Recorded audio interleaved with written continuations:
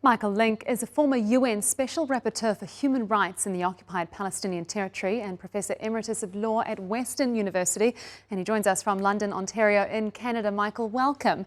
So we're just hearing there from our correspondent in occupied East Jerusalem about these Israeli media reports today that Netanyahu is looking to potentially expand military operations to occupy all of Gaza, getting some pushback from the military chief, but in his report there, Rupert's saying that the far right usually wins out. Would you agree with that assessment? Is that what's going to happen? I'm afraid I would. In the various showdowns we've seen between the political leadership in Israel and the military leadership in Israel during the past 22 months, by and large, it's the dictates coming from Benjamin Netanyahu as prime minister and his defense ministers that have generally won out in these arguments about how to continue the war, how to conduct the war, and now how to wind up occupying all of the Gaza Strip.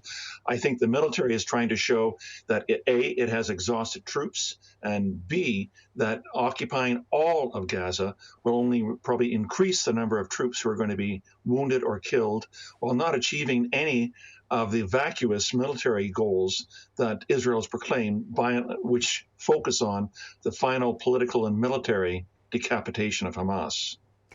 And so, Michael, even, the military pushing back on this plan to occupy all of Gaza, domestic pressure as well mounting against Netanyahu. But how influential is that compared to the far-right factions in the coalition? I mean, do they hold the upper hand here?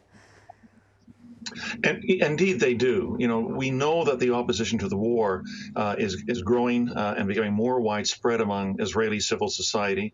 We know that there is considerable pushback by all the different branches of the Israeli military to wanting to continue this war, let alone wanting to expand this war.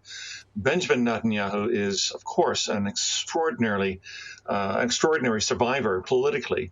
That's why he is Israel's longest-lasting prime minister in terms of time in office. And he is concerned about two things. One, obviously, he's maintaining his coalition and keeping the far-right ministers on board, and basically taking his cues from what they're demanding to continue and expand the war.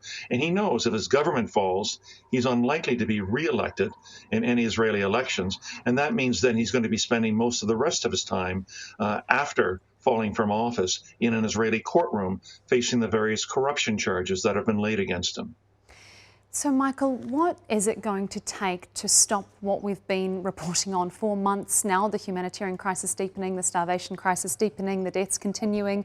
What is it going to take to end this? Because we're seeing a growing number of countries joining the list to recognise the state of Palestine. Does the international community need to do more than that? Of course it does. Recognition by itself is an important symbolic step forward with respect to the rights of the Palestinians. It recognizes that they deserve their moment in the sun with the rest of the international community of nations. But by itself, it's not going to end this war.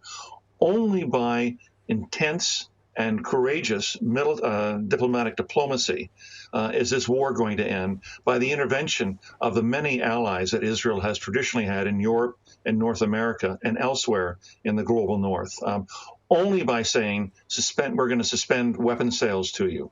Only by saying we're going to suspend our free trade agreements with you. We're going to prevent the sale of your surveillance technology and military technology around the world.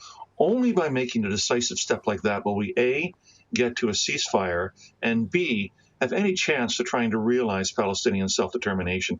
Anything short of that is the global north telling fibs to itself as to what it's going to take to reach an end to this genocide. And the other thing is we have to start using words. Albert Camus once said, giving the wrong description to things only adds to the suffering of the world. This is a genocide. This is human carnage that's going on, and this is a famine that's spreading throughout through Gaza. Only by saying those kinds of words do we elevate the necessary international vocabulary of describing what is actually happening. Michael Lynk, former UN Special Rapporteur for Human Rights in the occupied Palestinian territory. Thank you so much for your time.